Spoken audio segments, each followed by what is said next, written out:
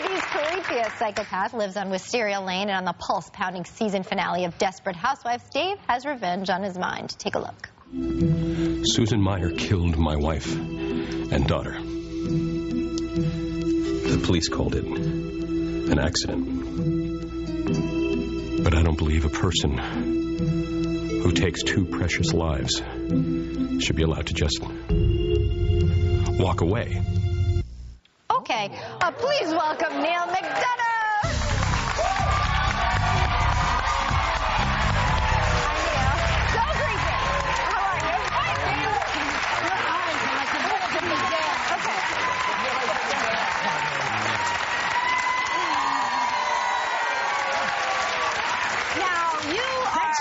Oh, man, that was a creepy shot. I haven't seen that yet. That was so weird. You walk out here, you have such a sweet face, but I want to sit next to you. Well, I'm not sure if it was the ladies here, but as I was coming up this morning, the elevator door opened up, and there were like 30 girls in the elevator, and they're all kind of talking. And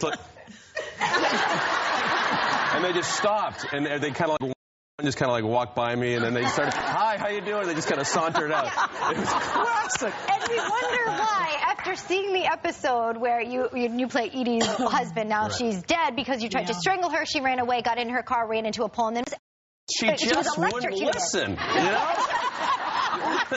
But you seem so nice here. Now, in the finale, there's word of, obviously, we just saw a clip where you are trying to seek revenge on Mike and Susan and their son, MJ. Please tell me that your character is going to leave that little boy out of this in the finale. I really can't say anything. I'm sworn to secrecy by ABC, and if I told you, I'd have to kill you.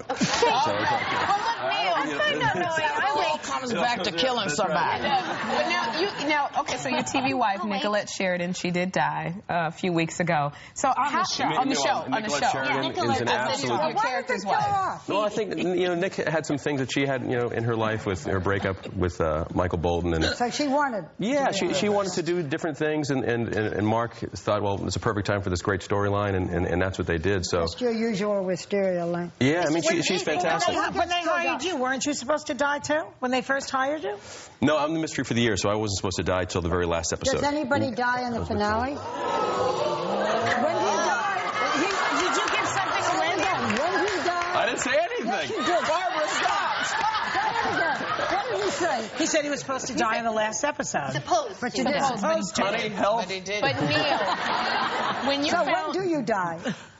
On Wisteria Lane, you never really die. You know what I mean? You can always come back. How did you get the news that Nicolette Sheridan's character was getting killed off? It was hard because Nick has become such a great friend to Reve, my wife, and my kids, and myself, and it was really hard because I worked so much with Nick all season, and she's such a great actor that I was the one, I think, more than anyone that missed her the most, and she was fantastic. She was really terrific.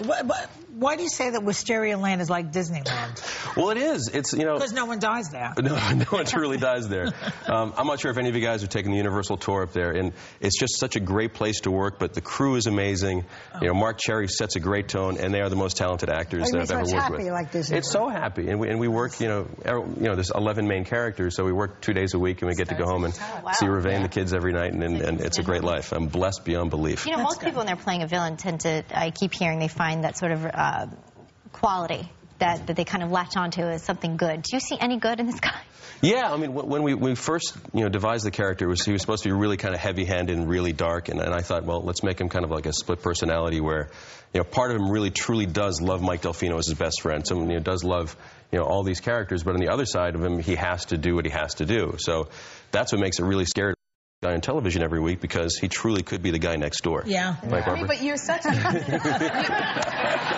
not next door to Ella. But you're such a great actor. What about my friend next door? That's right, exactly. We hear that there may be a spin-off, that two of the, the very popular figures, Mrs. McCluskey, who's played by Catherine Justine, and her drunken, nosy sister, played by Lily Tomlin. But we hear that now they're going to have... Who would watch that show? Yes. You know what I mean? Kathy's won 2 Emmys already with the character, and Lily Tomlin is such a joy to work with and to watch. She's phenomenal, you know. So I'd watch that show in a heartbeat. Do you know anything about it? What it's going to be? I don't. I really don't know too much about it, but they're seriously talking about it. I think it'd be a fun show to watch. Everybody. Yeah. I don't know if this is true. Oh, go ahead, Will.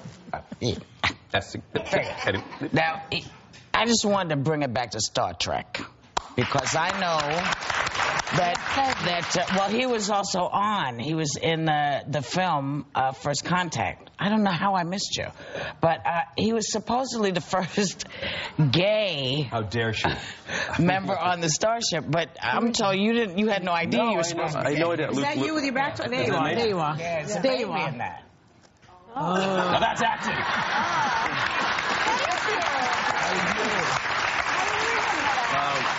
Yeah, Lieutenant Hawk was a great character. I remember the very first day I was so nervous because it was Star Trek that I got to the set about 2 or 3 hours beforehand and just sat on the deck, and it was just in awe. Because, it's really history when it comes to movies. It's a great thing. And but yeah, I didn't know Lieutenant Hawk was supposed to be gay until a book came out 2 years later. and one of my brothers, my brother Keir, or I think my brother Bob, called me.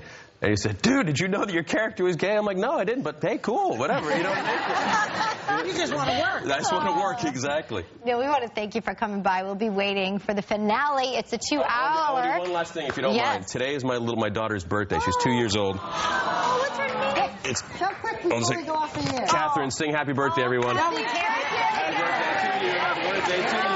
Happy birthday to Catherine. While they're singing the 2 hours season